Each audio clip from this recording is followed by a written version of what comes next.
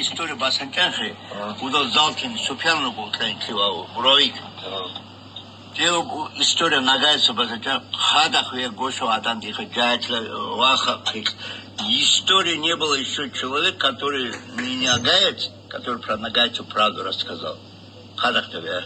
Я говорю, конечно, отец, говорю, им не выгодно сказать, что вот город Саратов, Самара, Волгоград, Астрахань, все эти города были построены нагайцами, ординцами. Нагайская, большая Нагайская орда. Кому понравится?